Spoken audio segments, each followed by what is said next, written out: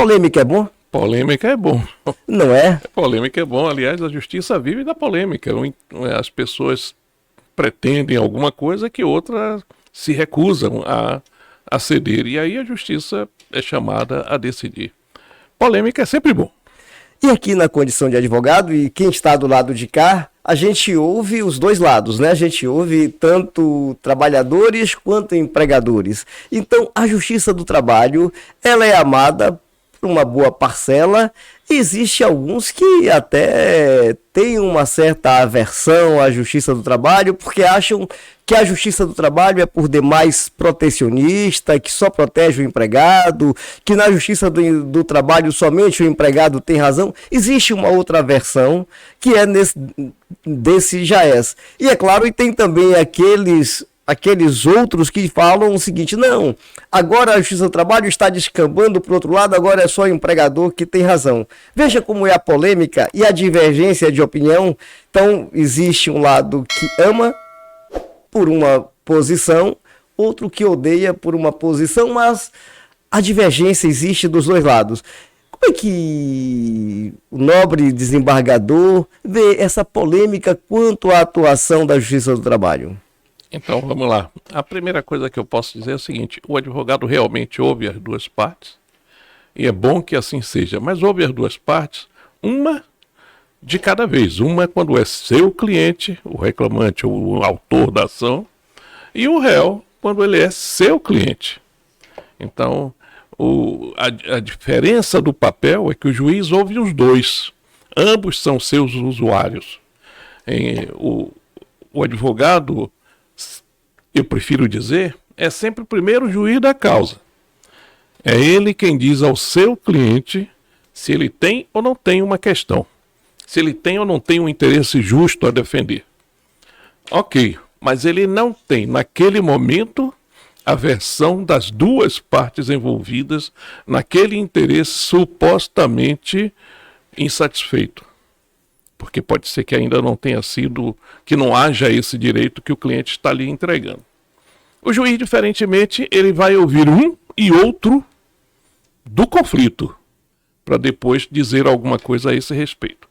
Então, conquanto o advogado seja o primeiro juiz da causa, ele não faz a escuta das partes ao mesmo tempo. Ele ouve o autor quando ele é advogado do autor.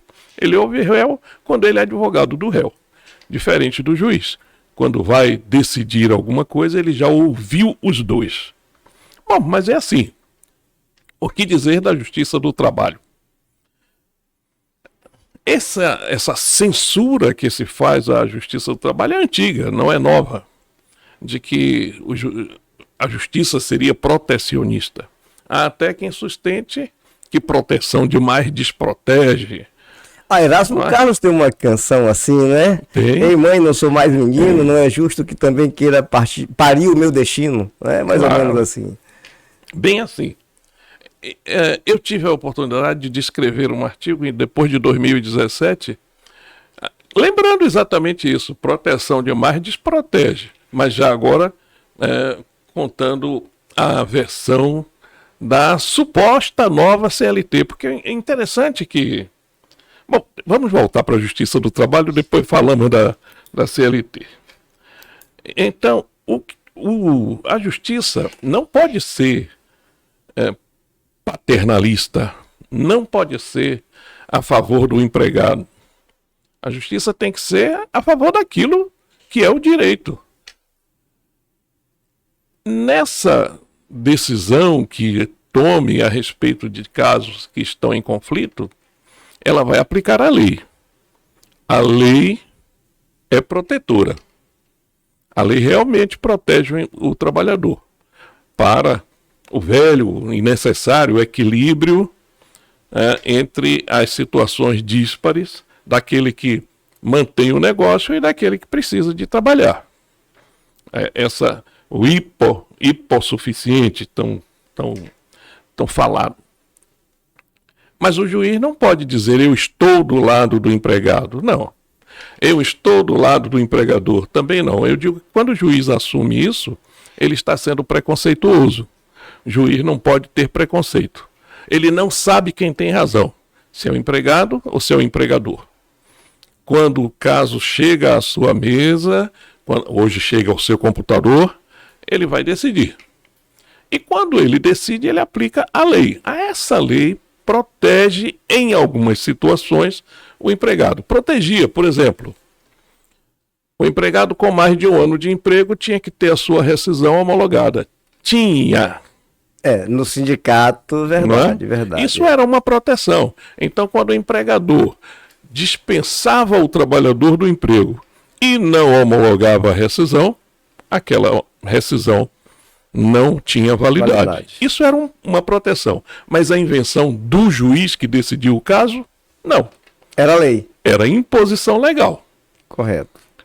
Passamos a ter a situação diferente e daí agora vem o meu artigo a respeito disso. Passamos a ter, a partir de 2017, a desnecessidade da homologação. Ok. E passamos a ter outros dispositivos que assustaram o trabalhador de demandar na Justiça do Trabalho. Na época, a mídia também deu uma repercussão muito grande a respeito de tudo isso. O risco de sucumbência, de pagar honorários, né? Então, aquilo fez com que o trabalhador se retraísse e não procurasse a justiça, porque ele já estava sem receber o que achava ter direito, nem sempre tem, o que achava ter direito, e se fosse a justiça e não obtivesse êxito, ainda teria que pagar honorários da parte contrária. Então, isso assustou o empregador. E ainda mais dizia que ainda que fosse beneficiário da justiça gratuita, mas tivesse dinheiro para receber naquele processo ou em outro processo, teria que pagaria pagar os honorários da parte contrária. Da parte contrária como do perito, se tivesse havido perícia no caso dele. Exatamente, era texto de lei. Né? E aí, por que eu lembrei o artigo e quero voltar a referi-lo? Porque depois de 2017 eu escrevi um artigo com essa chamada. Proteção demais, desprotege. Porque eu passei a achar, e volto a afirmar, que de 2017 para cá, a lei criou dispositivos que realmente protegem o empregador.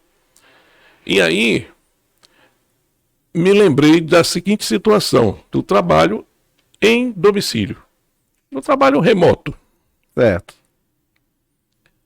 E que a lei trouxe uma disposição dizendo: no trabalho remoto não existe jornada de trabalho. E lá vou eu, nas minhas linhas, lá naqueles pensamentos, eu dizendo, olha, proteção demais desprotege. Imagine que numa situação dessas, uma pessoa que trabalha em casa e não tem jornada de trabalho.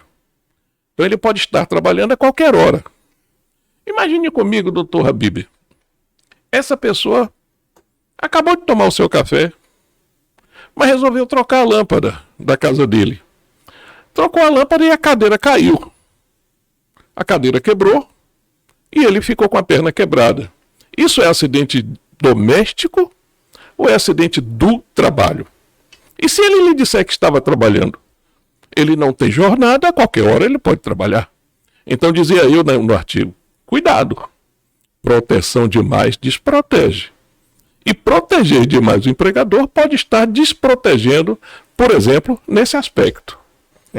Agora, o problema aí é saber a hora exata em que ele caiu, né? Mas ele não tem jornada.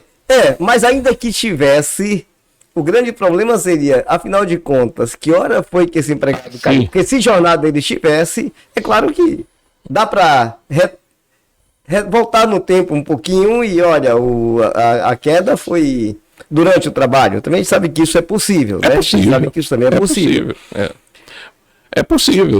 Ele poderia realmente estar sentado à frente do seu computador e a cadeira cair. Mas podia ser que ele estivesse olhando a paisagem na rua e a cadeira caísse, não é? Então, se ele tivesse jornada, imagine essa situação, quebrou a perna. Ele foi atendido no pronto-socorro. o pronto-socorro anotou o horário do atendimento. Se ele tivesse jornada, por exemplo, de 8 às 18, se o fato acontecesse às 21, não foi acidente do trabalho. Não tendo jornada, você nunca sabe se ele por acaso estava trabalhando ou se ele sofreu um acidente doméstico, um acidente de casa. Então eu digo, cuidado. Aquilo que se dizia em desfavor do trabalhador, digo eu agora, em desfavor do empregador. Cuidado. Proteção demais desprotege. Eu também acho. Agora, quando a gente fala de proteção, e o doutor Agenor aí colocou a questão dos princípios protecionistas do direito do trabalho, né? A gente tem lá, na dúvida, se aplica a norma mais favorável, né? A condição mais benéfica, e tem aquele velho que é o... Na dúvida, pró-operário, né? Quando se trata de interpretação ou de direito material, seriam os princípios aplicáveis, são princípios protecionistas que norteiam o direito do trabalho. Mas, evidentemente, eu concordo, proteção demais desprotege, é verdade, e porque a gente tem que também avaliar que o mundo evolui, as pessoas evoluem, né? A CLT, ela é de 1943. Em 1943, nós tínhamos uma sociedade, uma classe trabalhadora menos instruída do que nós temos hoje. Hoje existe um regime democrático de distribuição da informação. Hoje você tem em tempo real a informação do que acontece no Japão, né? Hoje você tem em tempo real um julgamento do Tribunal Superior do Trabalho é transmitido ao vivo, assim como as sessões de julgamento dos tribunais. Então, a informação hoje ela é distribuída democraticamente, coisa que no passado não havia. Até mesmo acesso à escola, lá em 1943, 45, 48, era diferente. Então, evidentemente que hoje o trabalhador tem um discernimento diferente do trabalhador de 1950. Eu não tenho dúvida quanto a isso.